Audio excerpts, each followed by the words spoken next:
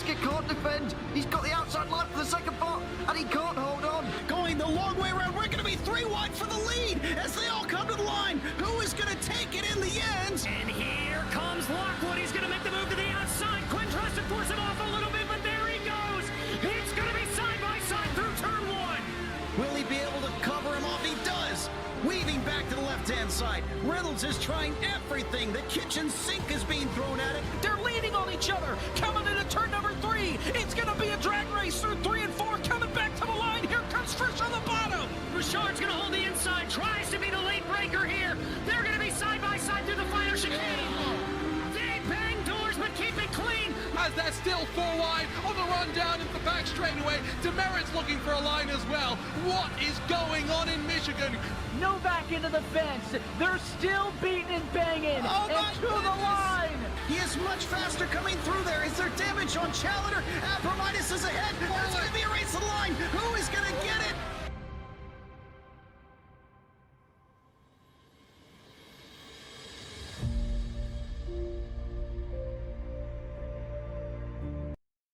Racing isn't easy, but experiencing it is. Iracing puts you in the driver's seat with the industry's leading sim racing game. Drive on laser scan replicas of the greatest racing circuits from around the world. Go head-to-head against other drivers chosen by skill-based matchmaking to ensure competitive racing at every level. Compete across all your favorite series in officially licensed cars engineered to deliver the most accurate driving experience possible.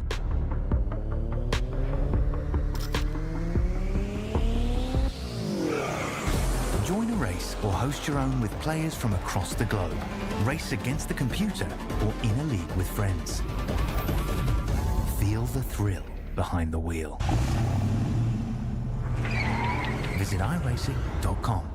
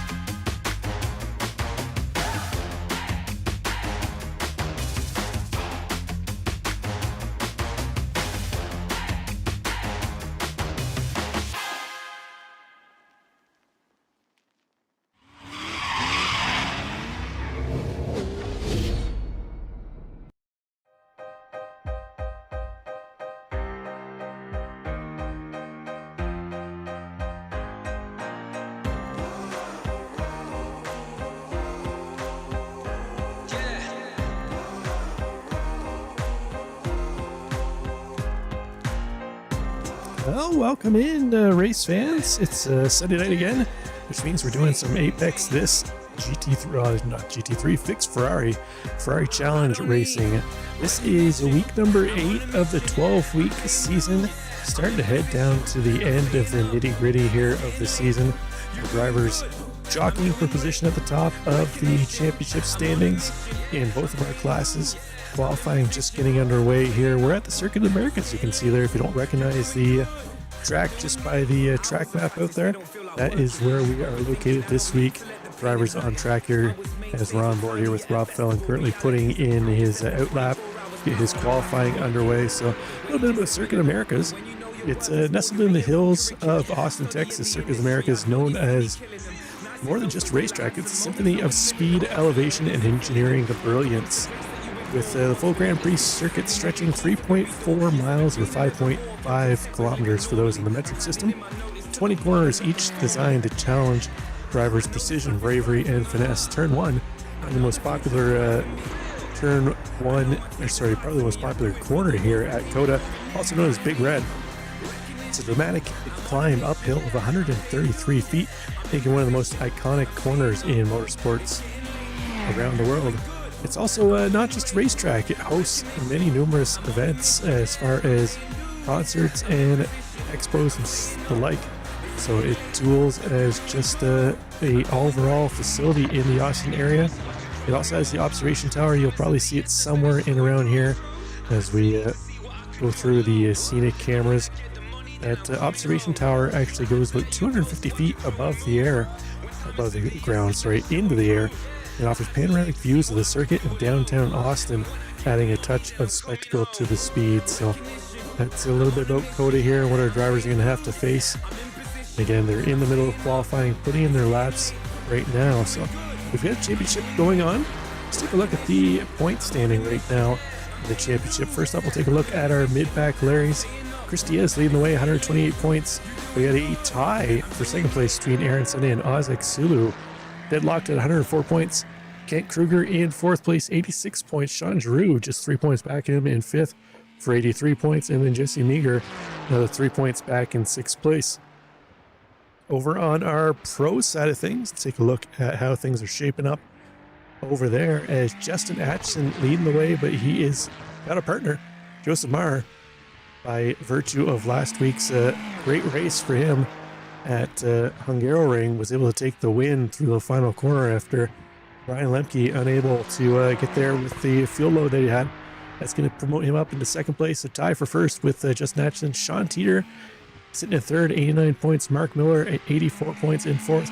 Brian Zinn, rough race for him last week at Hungaroring. He'll be looking to definitely improve here at his home track at COTA Circuit of the Americas. So qualifying times coming in. Let's take a look and see where we're at.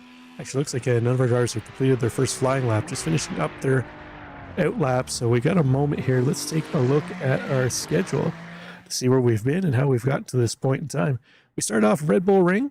Watkins Glen and Silverstone occupied rounds 2 and 3. Spa took us to round 4 with new track Shell V-Power Park at the Bend was round 5. Monza was round 6. Hungaroring last week was round 7. Here we are in round 8 at Circuit of the Americas. Next week we head to world famous Le Mans, and then we followed up with definitely a much different track in Zandvoort after Le Mans. Mid-Ohio for round 11. Then we wrap everything up in round 12 at Indianapolis Motor Speedway, the road course. So a couple still challenging tracks coming up down the road for our drivers to try and tackle. Corey Mitchell here. Corey not having the season he'd like to envision at the start of the season. Corey generally one of our top drivers in the pro category. Struggling a little bit this season with the new car. The Ferrari 296 was a new car out this season, so all of our drivers having to get accustomed to it. Corey struggling a little bit, but he's going to be the first one across the line. He's going to currently sit in second place. This is also Corey's home track. Corey, another one of our native Texans in the league. Corey, Kent, and Zinn are three of them that I know. I'm not sure if any of the other ones are from Texas as well, but there's definitely three off the top of my head that are from Texas that we expect to see doing well here this evening. They have laps on the track in real life, but right now, Mark Miller is the top dog, currently leading the way, 206.89. That's just 1/10 up on Corey Mitchell. So Miller doing well this season. He'd definitely like to keep pushing forward, but we'll see how he does. Brian Lemke, as you mentioned, strong race last week. Unfortunately, didn't have enough fuel at the line. Cost him a win, had to give that up. We expect to see a bounce back from him this week. Austin Ham, one of our new drivers, currently sitting in 5th place right now, the 009, with the multicolored, and it almost looks like Audi rings on the side of that car. Not exactly sure what to make of it, but it's definitely a color car that you can't miss on track. Welcome into our chatters on the vertical stream. We threw up the vertical stream for the first time this evening, so if you like it, by all means, hit that like button, hit the subscribe button. Might be something I'm trying going forward as the season progresses, and maybe we'll expand it into another one of the leagues too as well. But welcome in. Hope you enjoy. Let's check in with our chief admin, Kent Kruger, the big dog. Kent, rough race last week in the rain at Hungaroring. He'll be looking definitely to bounce back off that. He pulled off early in the rain. It wasn't really cooperating with Kent going deep off into one of the corners. He decided to call it a quits and regroup up for this week. Gorilla Edit in chat. What game is this? This is iRacing. This is iRacing. These are the Ferrari 296 Challenge cars, new this season at iRacing. And again, this is the circuit of the Americas that we're at here this evening. So let's go on board here with Kent Kruger as he's heading into turn 12. At the end of the longest straight, you got to really get it woed up. These cars that don't have very good brakes at all, basically more or less the stock brakes that come in the road car. These are virtually the road versions of the 296 Ferrari 296 with a big old wang on the back. A couple little aero cunards on the front bumper, but otherwise car virtually more or less stock. 700 horsepower give or take on these cars. Not a whole lot of aero, so they are a handful for our drivers to deal with. They do have ABS and traction control on board and available for the drivers, so we'll see how they work out. Is that a mobile or PC? This is PC, iRacing PC. So Kent's gonna cross the line. We'll see if he is able to improve. Currently no time in from Kent. Easy to get off tracks here, which would negate your qualifying time. So let's see here as Kent crosses the line. Looks like again he's not going to have that lap count. Kent dealing with or struggling with the off tracks here at COTA Circuit the Americas. It is a track that is really harsh on the off tracks. As we see Jesse Meager here, basically once you put about half of the car, the middle point of the car, across the basically the white line section of the red and white curbs, that's going to trigger an off track, and that will negate your qualifying lap time, and you have to run another lap around. So unfortunately Kent falling victim to that. We'll see if he's able to find some more pace as the race goes on. Kent, as I mentioned, one of our resident Texans, but let's take a look and see what we have for track conditions out here this evening. So we got 84 degree air temp. That's going to translate to 124 degree Fahrenheit track temp. So it is a scorcher out there. Our drivers are going to have to really take care of their tires not to burn them up early on in this 40-minute race. They're going to need to get them all the way to the end. They will have to take a pit stop at some point in time for some fuel. Oh, Brian's in, throwing it barreling off into turn 1 as he's completed his lap times. Is that free in PC? It is not free. It is it's a $10 a month subscription. Actually, you can get it a little cheaper. There's certain ways you do it. If you go to the FIA.com/esports page and you register with your local club there, they charge you a donation fee. I think it varies from one club to the other depending where you are in the world, but somewhere around $10. And they'll actually give you a 1-year pass to iRacing with all of the included content plus the FIA Formula 4 car. So you get something like, I don't know, it is 20 to 30 tracks and another 10 to 15 cars that come with it. And then you have full access for 12 months. This league races on Tuesday nights. The Mazda MX-5, which is a free car, well included car in the service. So if you're interested in doing that, it's also a lot of the included tracks that they race on too as well. So the league is always recruiting, always looking for more drivers if you're interested. But that's going to do it for qualifying. Just wait for timing and scoring to click over here, and then we will fire up the grid. So there we go. Let's take a look. Brian Lemke taking top spot over Jesse Meager. Corey Mitchell, nice run for him. Starting in third, Mark Miller to his outside. Brian Zinn going to start fifth with Austin Ham in sixth place. Joseph Mara and Ozik Sulu going to make up row 4 in seventh and eighth.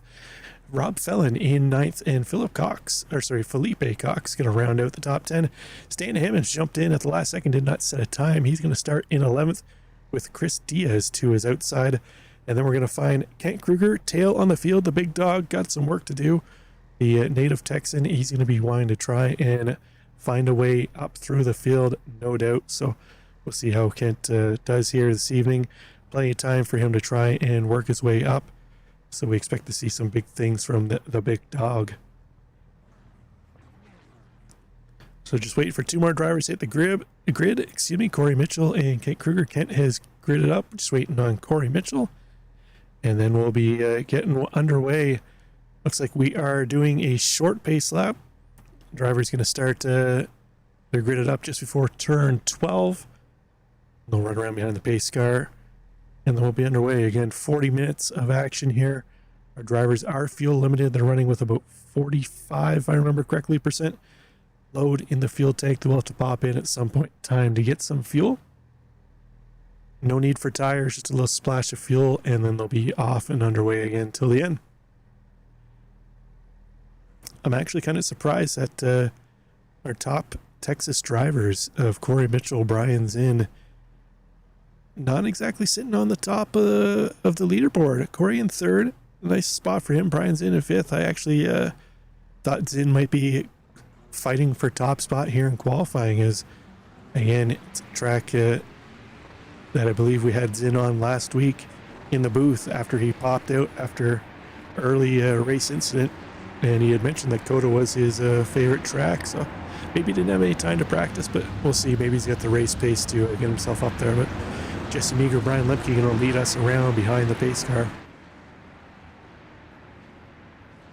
So we got the Porsche pace car out here this evening. The lights are off, so we're going to go green once they navigate through the 15, 16, 17 complex here, also known as the arena, as we see here. Cars weaving their way back around through, in around the grandstands, otherwise known as the arena.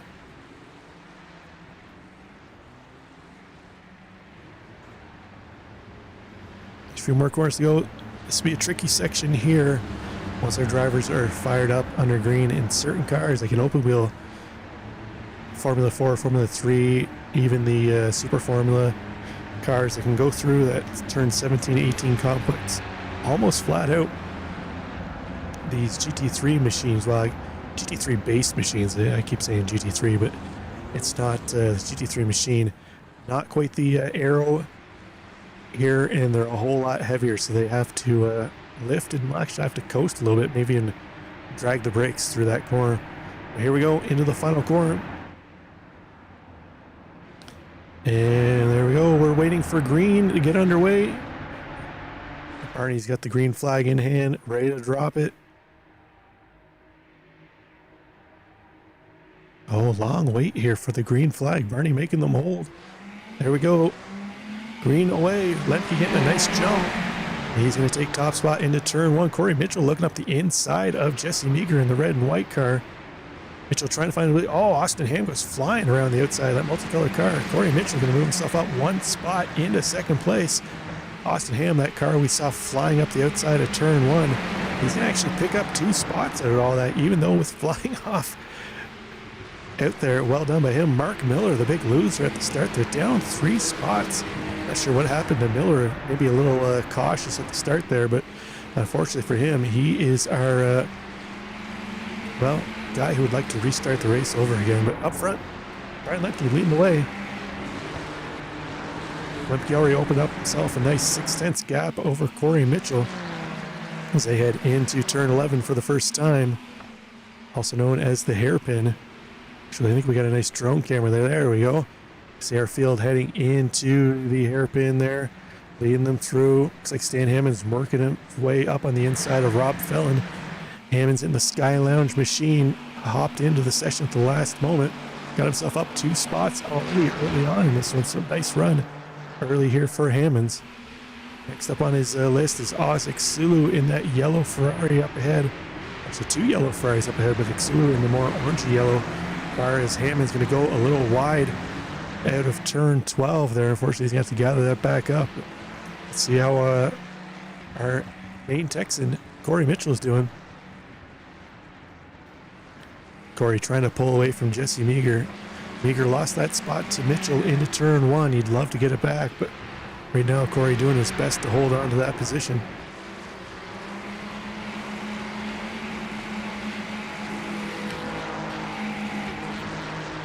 Everybody else fairly sorted out here at the front. Single file early on. A couple moves made by a number of drivers. As we're coming around to finish up lap 1, Lemke, our leader, going to lead them around. Corey Mitchell starting to close in on him. Nice run here for Corey. And down the front straight, let's go on board with him, see what kind of run he gets here up the hill. So there's turn 1, also known as the Big Red that I mentioned. 130 feet climb up the hill, and then you come right back down the hill again into turn 2. See what kind of pace Corey can pick up here through the S's.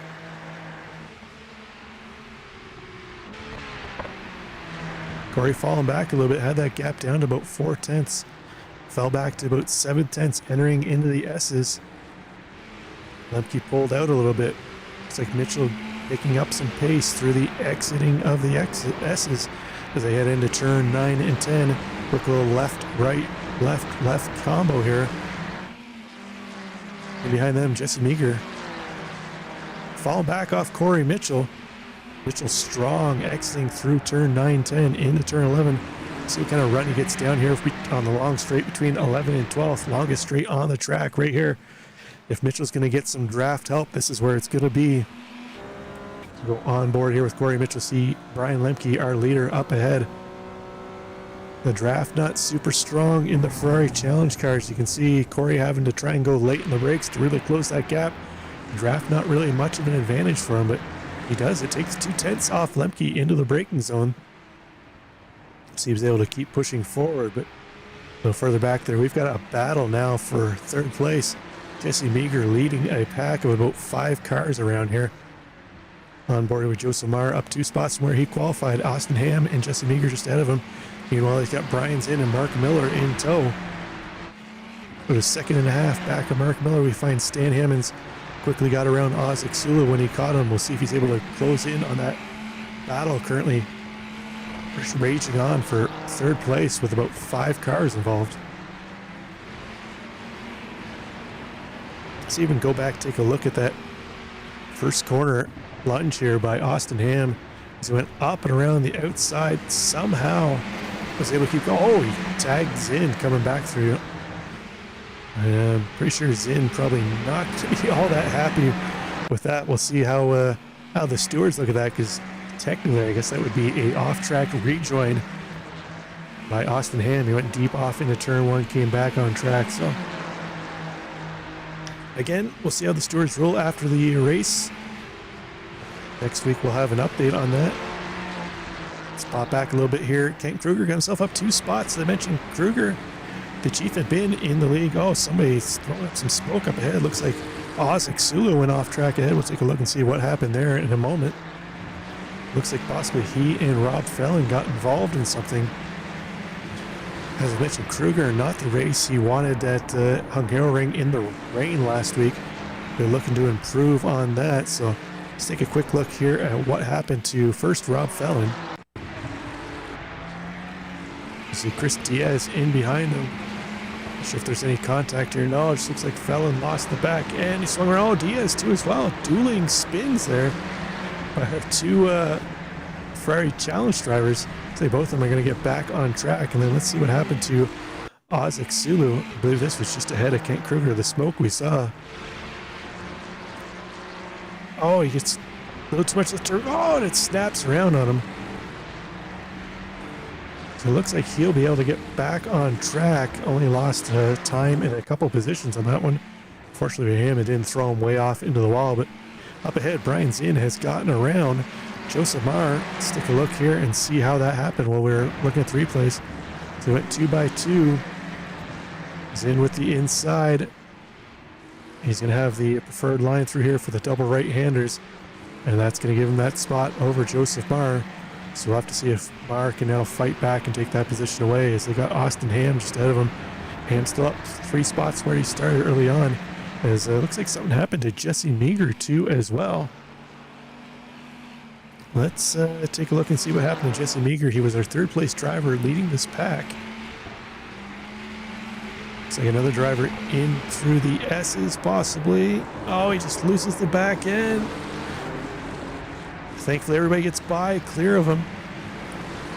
Gets it turned around, sort of back out, but even Stan Hammond's going to get by him. That's going to drop him all the way down to 8th place. So not how Jesse Meager probably envisioned that race when he got out to 3rd place early on. But let's pop back up here to the lead as Corey Mitchell falling back now off Lemke. Last we checked in, Mitchell was only about half a second back.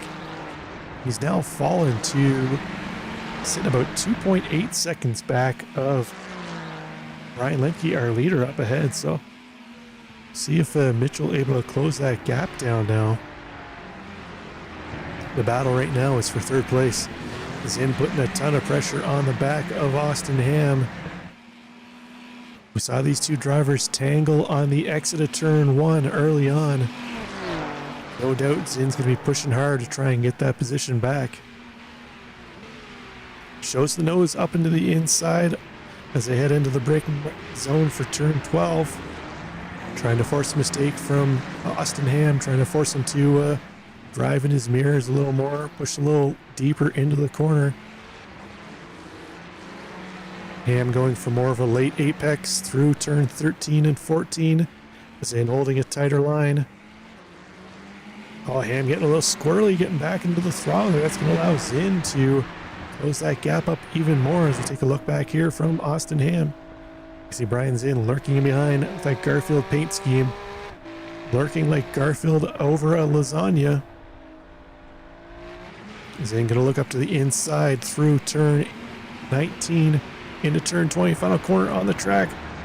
Ham's going to come across, close that off, but he's going to go wide out of the final corner. That's definitely going to give him an instant point for that.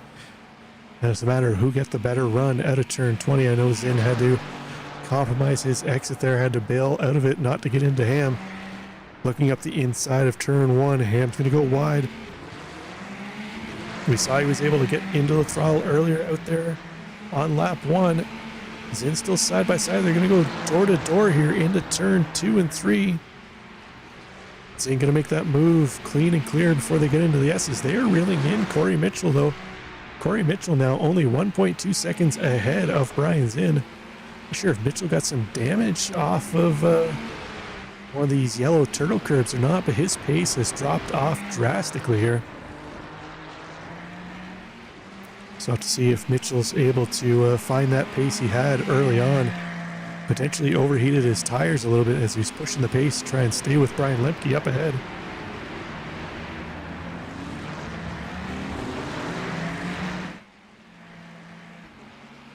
Meanwhile, our leader, Lemke, leading the way, 4.8 seconds now over Corey Mitchell.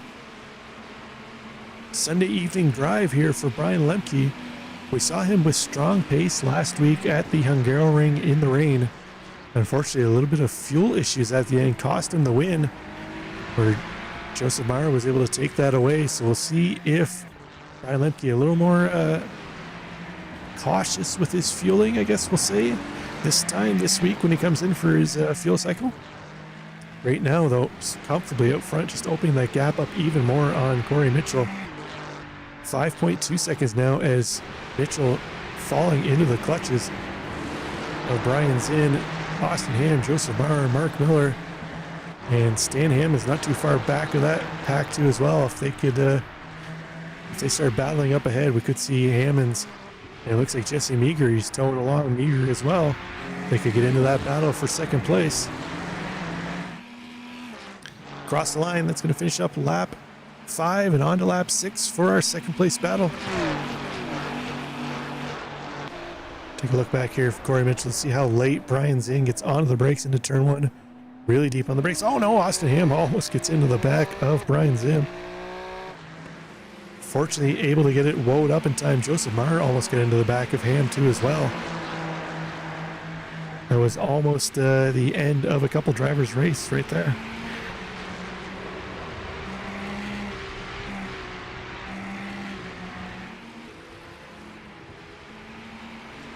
Oh no, it looks like something happened to Austin Ham in through the S's. Potentially nailed one of those turtle curves. Looks like might have a little bit of suspension damage. That back end of the car looking real loose.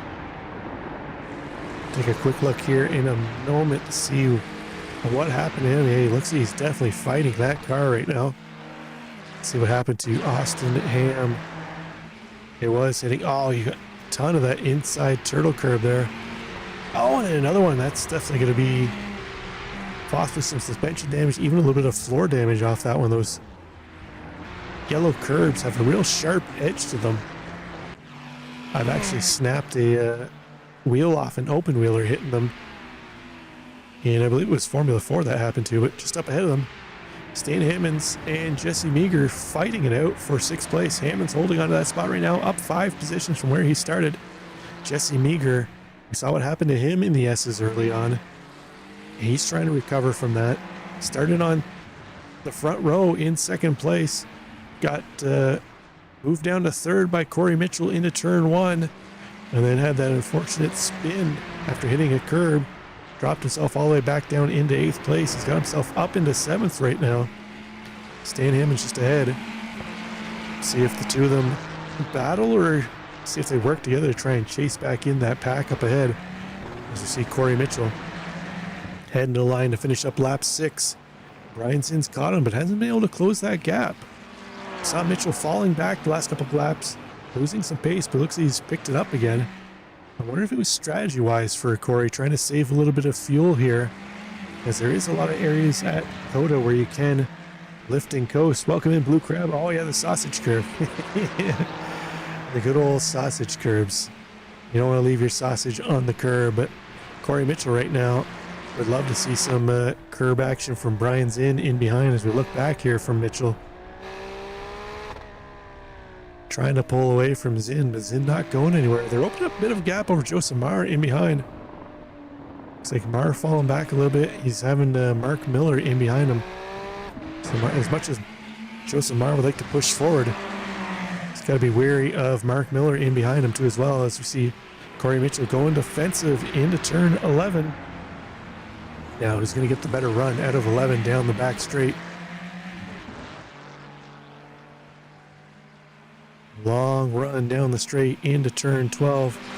Let's see how adventurous Brian Zinn is on the braking here, as he's going to have to try and late brake Corey Mitchell into turn 12.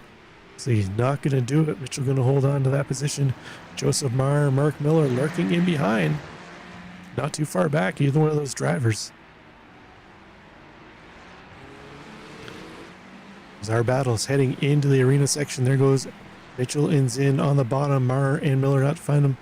There comes Hammonds and Meager with Austin Ham in behind him, the brightly colored car down the front straight. So within shooting air attack distance here from second place all the way back to 8th place of Austin Ham, only separated by about 7 seconds on track. So something were to happen in this battle here for second or third, or the even the battle for 4th and 5th, Hammonds, Meager, and Ham could be right back into this one. Rooting for Meager just because that stylish livery. I said it last week. Jesse Meager with the livery. It's a beaut.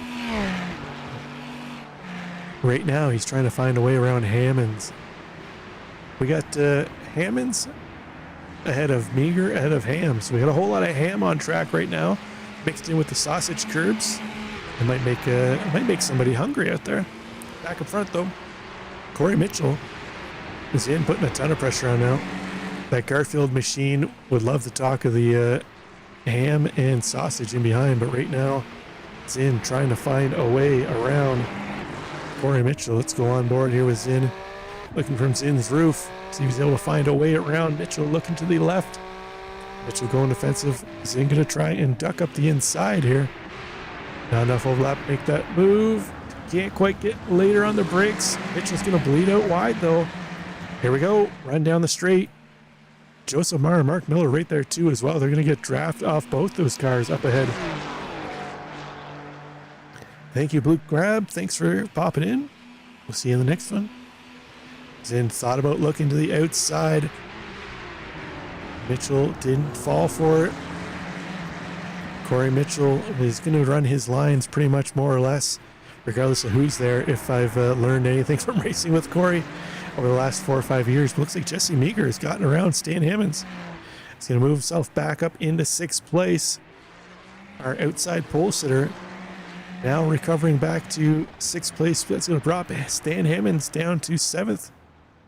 See if he's able to chase back up. But Austin Ham, so he's come into the pits early. I'm not sure if it's had an issue, but let's see how.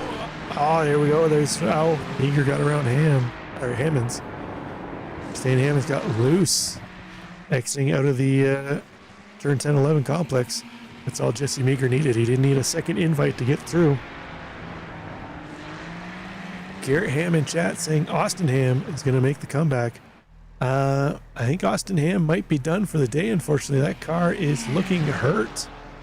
I'll have to see if we can find out what happened to him in a few moments here, but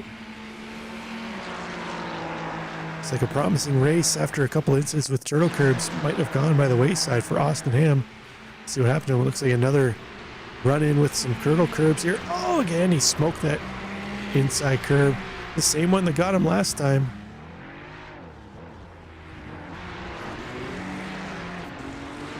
And then I think he might have went off track again after that. Let's see here. Oh, he does. So, you know, and he goes again off track. Let's see what happened. I believe this might have been last. Oh, double shot of the curbs.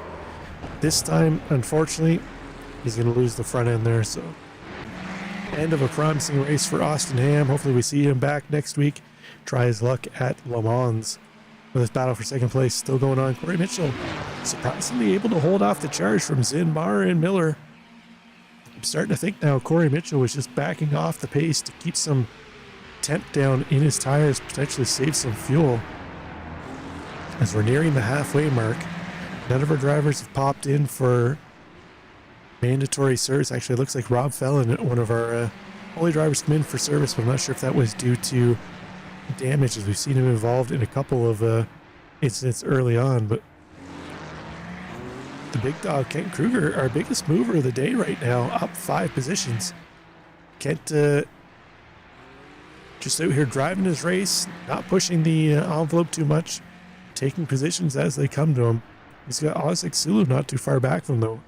Exulu started in the position that Kruger is in right now. Seen Oz, unfortunately, another one of our drivers who's had a little bit of a run-in with the turtle curbs out here. Fell back a couple spots. It was actually right in front of Kent Kruger. And we were following Kruger and Diaz early on. So Chris Diaz actually not too far back in this battle either. In the background, Felipe Cox, not too far back in them either. Felipe, I believe, ran his first race in the league last week at Hungaroring in the rain. Of all the conditions to run your first race in a new league in the rain at a track tough like the Hungaroring. So well done for him. Currently sitting in 11th place, down 1 spot from where he qualified, but see potentially saving some fuel here in 11th place. Might be able to take a couple spots away just based on strategy. As it looks like potentially something Brian Zinn has come in for his pit service. So one of our lead cars, Brian Zinn, going for the undercut. So we'll see how that works out for Zinn.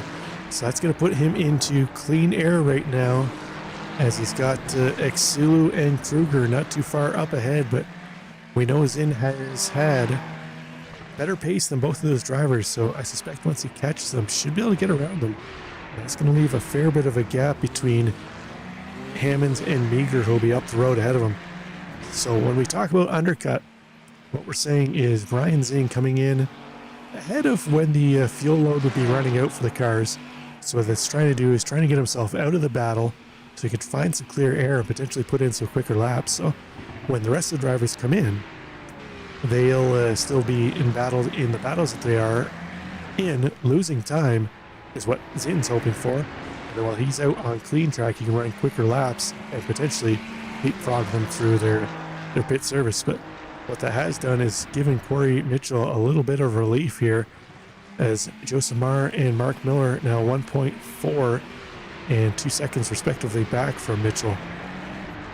So Mitchell can focus a little less out of the mirrors and a little more out the front windshield here to focus on putting some lap times up ahead. But you know who's not watching his mirrors at all? This man right here, Brian Lemke, our pole sitter. He's led it from the green flag. Very similar to what we saw last week at Hungaroring. So we haven't seen Lemke in for his service yet for fuel. Again, no need for tires, just a little splash of fuel. Last week, a little shot hit the fuel. He ran out in the final corner, lost a couple spots. So no doubt Lemke's going to go another click or two on the fuel load this week, just to make sure he gets himself all the way to the finish line this time. But right now, putting a masterclass in on how to lead this race, got himself 8 seconds up on Corey Mitchell. Driver of the day right now looking like Brian Lemke. Oh, looks like something might have happened a little further back here. Ozek Sulu, I believe he went off track as Zin was trying to make his way around him. Let's see what happened here. Oh no! Ooh, not sure what happened there, but interesting. Let's see if we can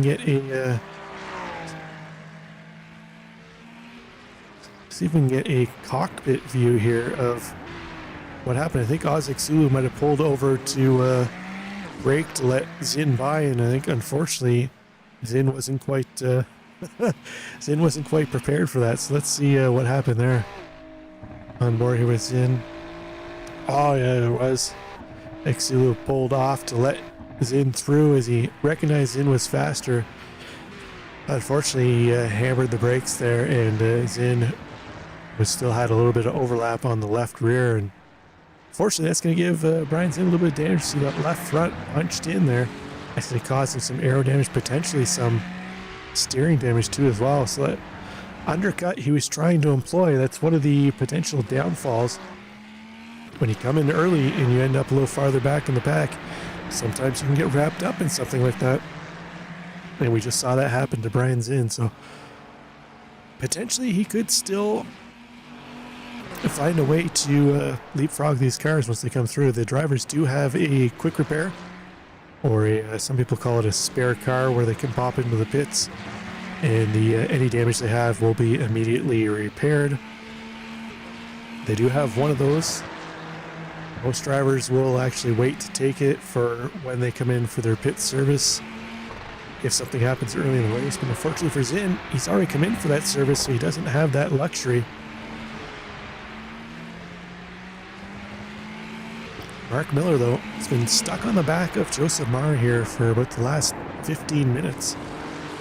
Again, this could be a strategy, trying to save some fuel in the draft of Joseph Marr, and then leapfrogging him through pit strategy, as we're now nearing the 25-minute mark.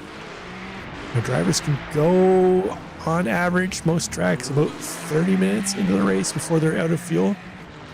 Coda is a little more of a full throttle type track, longer track, so they may not be able to run that far into the fuel run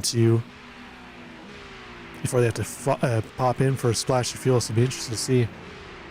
Miller thought about sticking his nose up the inside of Joseph Marr, but then backed out of it.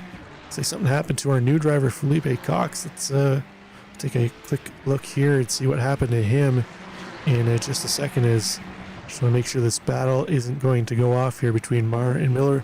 Looks like Marr gets a little loose out of turn 16. A little looking to the outside. Corey Mitchell not too far ahead of them, though. Looks like Miller going to hold on to that position now. So let's take a quick look at here what happened to Felipe Cox. Looks like another one of our drivers possibly suffering the wrath of the turtle curbs. Oh no. That's just a little bit of an odd spin there for him. So he just lost the back end, got a little loose, and around it went. But Joseph Marr going to pop in for his service. So we'll see now. Mark Miller, it's up to him to put in a hot lap here, while his competitor Joseph Marr in for fuel. If Marr can put in a quick lap here, he could get around. Sorry, if Miller can put in a quick lap here, he could get around Joseph Marr. As you see, Brian Zin making his way around Kent Kruger. That's going to put him up into 6th place. Zin is currently heading into turn 3 and 4. He actually was able to get back out ahead of Joseph Marr, back to where he was before the pit cycle stopped through, but we know Zin does have that damage on the front. Joseph Marr, fresh out of the pits, no damage for him. So we'll see what kind of lap times Joseph Marr can put in, see if he can chase down Brian Zin. So right now, until the rest of the field cycles through, Brian Zin is theoretically our race leader. We do know once Lemke cycles through his pit cycle, though, he will be able to hold on to top spot, barring a mistake. The real interesting part will be when Corey Mitchell and Mark Miller come in. So we've seen Zin and Marr pop in now. Will Mitchell and Miller counteract that with a pit stop this time by. So we'll keep our eyes on them as Corey Mitchell into the arena section. Mark Miller not too far back from either. Our leader Brian Lemke up ahead heading in through turn 18. A couple more corners to go and then he'll finish up lap 13. So keep an eye on Lemke. He's been out front, no draft for him. He's been all gas, no brake. We'll see if he pops in for his service. No, he's going to go by the pit entry there on the left-hand side. Our driver's left, our right. Across the line, he's going to go around for lap 14. So as I suspected, they should be able to go about 30 minutes or so on the fuel. Looks like Corey Mitchell going to go around too as well. Mark Miller going to go around one more lap. Stan Hammond's back around Jesse Meager. Currently occupying 4th place with Meager in 5th. This will be the real interesting part here. See if Hammonds and Meager can stay ahead of Brian Zinn. They're only 9 seconds back of Zinn now. So I suspect Zinn's going to get back around them once they pop in for their fuel service. So right now it looks like those two cars battling it out for about 5th place.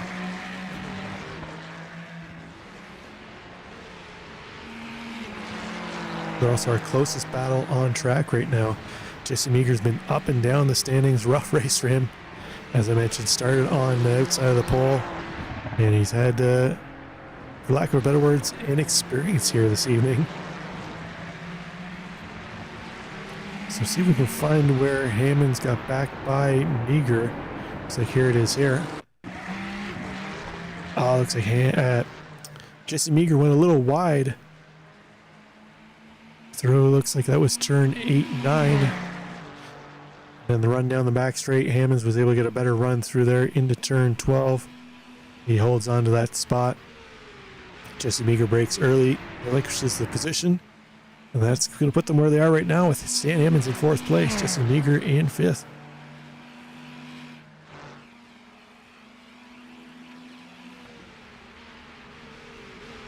Hammonds goes slightly defensive, moves off the race line a little bit to the left to try and dissuade Jesse Meager from making a move up the inside.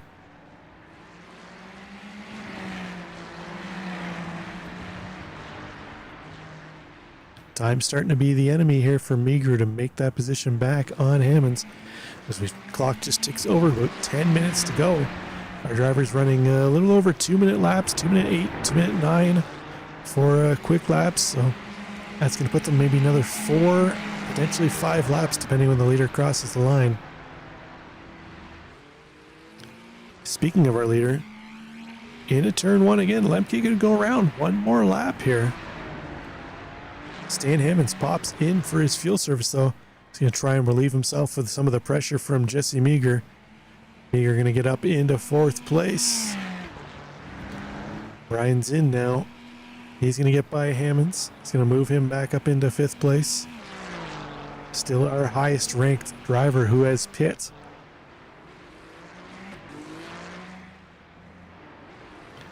See Joseph Meyer moving up the inside of Kent Kruger. That's going to give him 6th place. Kent still up 6 spots on the day. Strong run for him, our biggest mover and shaker. So Kent just keeping that car clean right now, taking what comes to him. Something to be said sometimes without pushing to the limit all the time. You capitalize on others' mistakes. It's working out well right now for Kent Kruger. We're going to go aboard here with the big dog. See Joseph Marr up ahead. Marr really pushing that car, throwing it around into turn 8 and 9. Through the left, quick left-hander turn 10. Down into the brake zone for turn 11, and then it's the long straight between turn 11 and 12. Stay on board here with Kent so you can just see how long it is. Uphill about halfway through, so you can't even see the end of the straight until you come up over the crest of the hill here. All the way down into turn 11 or turn 12. See our drivers coming down the hill. There's Joseph Meyer in the black car. Kent Kruger in the, I guess you'd call it fluorescent greenish yellow.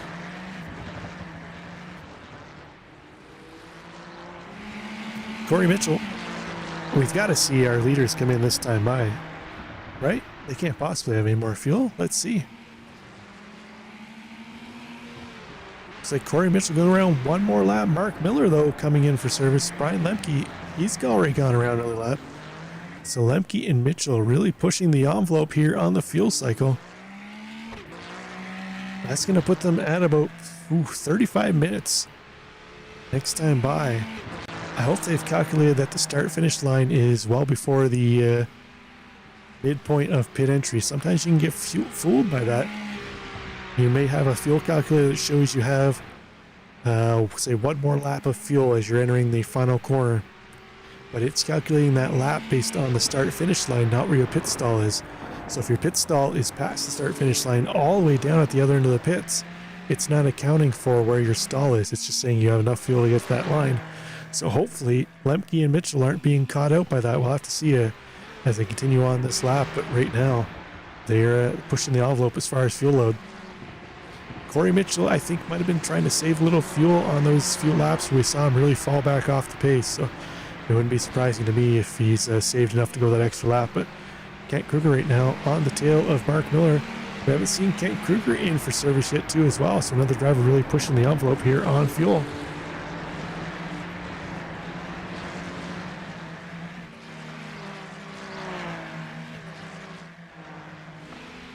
So it looks like we're just waiting on 4 drivers now to come in for service. Jesse Meager, Corey Mitchell, Brian Lemke are top 3. And Kent Kruger currently our 7th place car. So Lemke right now heading into turn 17. Otherwise known as the arena. There we see Corey Mitchell not too far behind exiting the arena.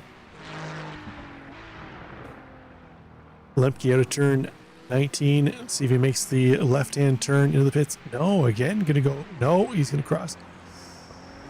Ooh, that might have been a unsafe pit entry there. There is a white line you cannot correct. Corey Mitchell, one more lap.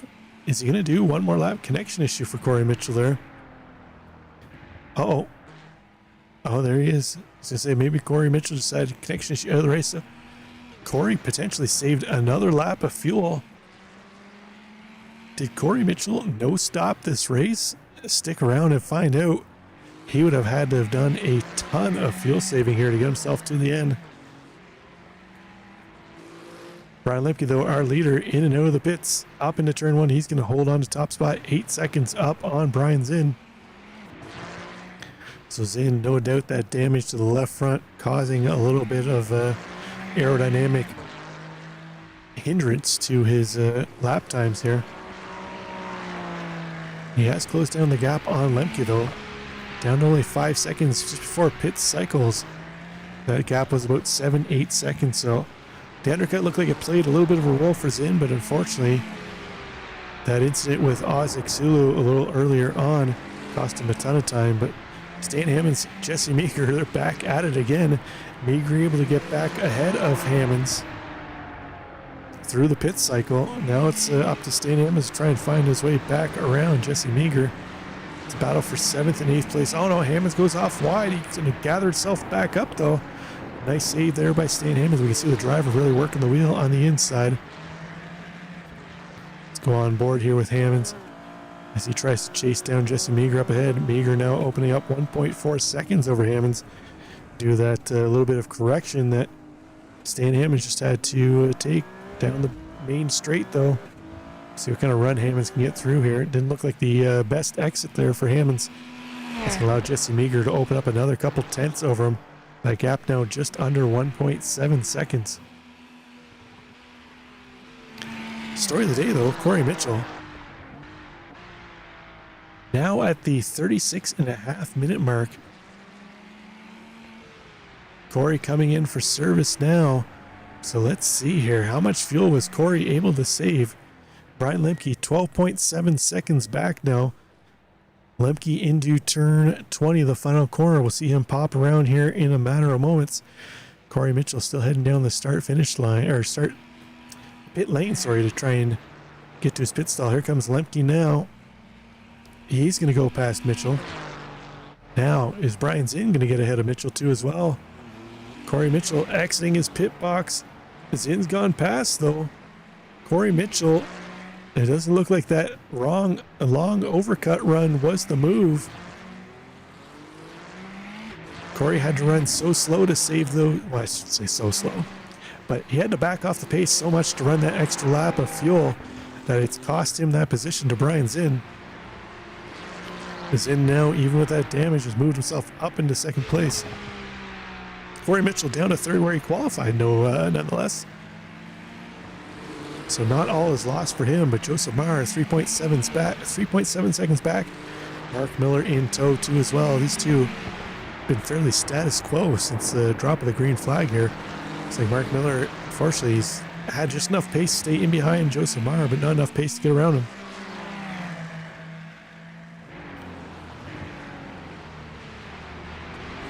Our leader, Brian Lepke, still has it on cruise control.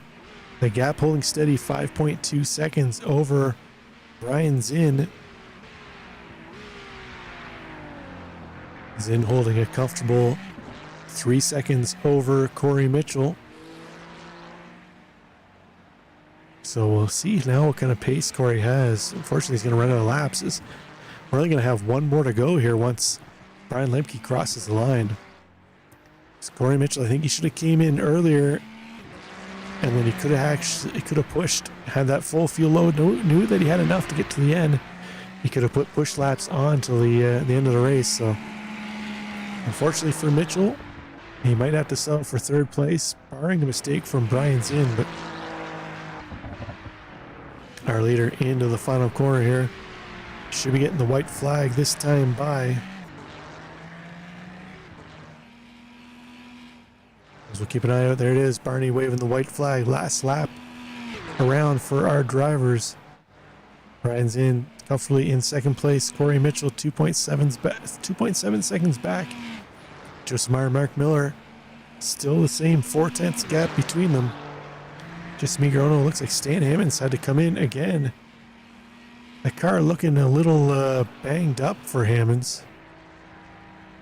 Or possibly a drive-through here for incident points for Hammonds. Yeah, it looks like he's driving all the way through. Sakota, a tough track as far as getting incident points. Looks like Stan got snatched on the final lap here. I'd take a drive-through penalty. That's going to, fortunately for him, keep him ahead of Kent Kruger still. Although Kent can be right there on his back bumper. Close battle here. Mark Miller and Joseph Maher. Maher holding on to fourth place.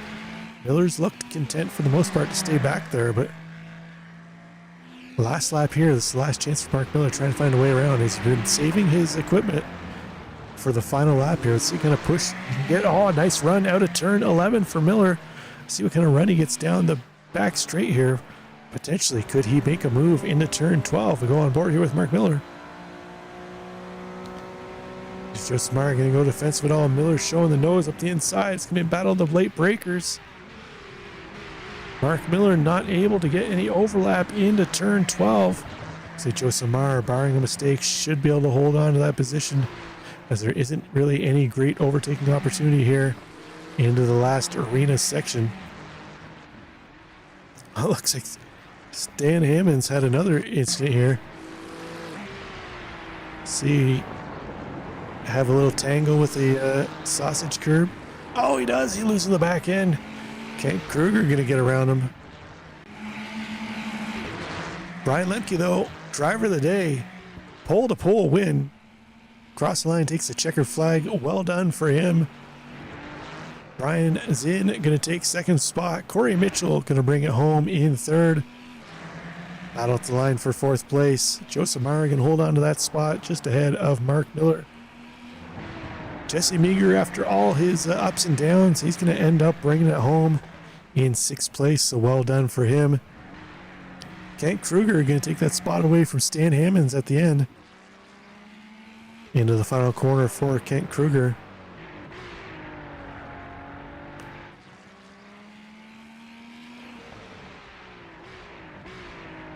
Chris Diaz, up and down day for him. Up 4 spots from where he qualified, though, taking advantage of some others' misfortune. Cross the line for him. Rob Fellon, Felipe Cox, Austin Ham still on track. Just waiting for those drivers to head to the line. Rob Fellon Another driver up and down race for him. Had some incidents, managed to get himself back to 9th place where he qualified now, and nonetheless. It's a nice job for him. Felipe Cox, our new driver, another driver up and down. Was down a couple spots, but he's going to get back to where he qualified in 10th. So nicely done for him. Our last driver on the lap, Austin Ham. Just waiting for Ham to get across the line, and then everything will be official. Couple more corners to go into turn 18 and 19. The race that could have been for Austin Ham, unfortunately. We'll see if he's able to regroup next week for where are we? Le Mans. He showed he had some pace here this week. Next week could be his week, but for right now, the race goes to Ryan Lemke in this one. In the Battle of the Bryans, Lemke takes top spot. There we go, as Austin Ham crosses the line. That's going to make this one official. Let's take a look at the final results. Brian Lemke takes top spot, pole to pole, 5.6 seconds ahead of Brian Zinn. Corey Mitchell rounds out the podium. Joseph Marr in 4th. Mark Miller comes home in 5th. Jesse Meager in 6th. Kent Kruger in 7th. Christopher Diaz in 8th. Rob Fellon in 9th. Felipe Cox in 10th.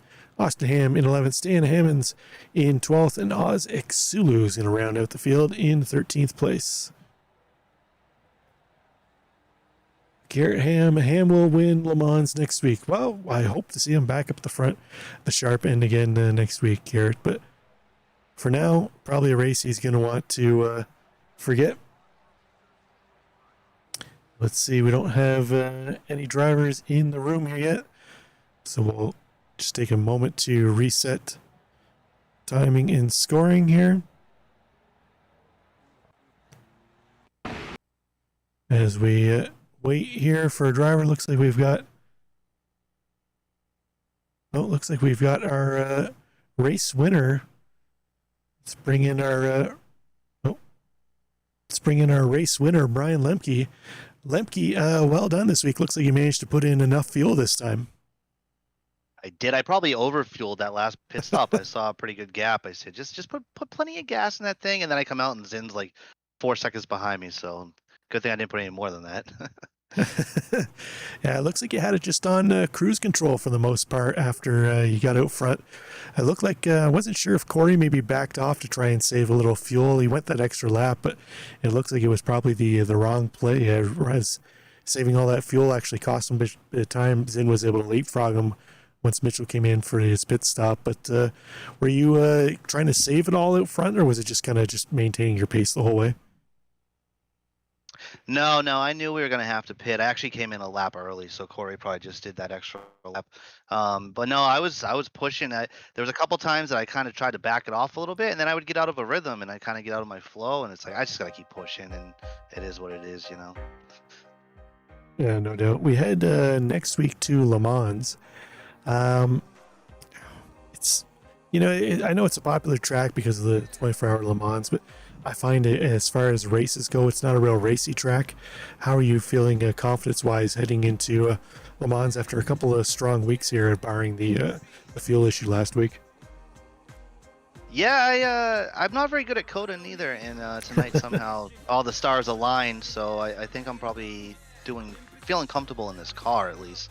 So same thing with Le Mans. I'm not all that familiar with it. I haven't really done a ton of laps there, but I feel comfortable in the car.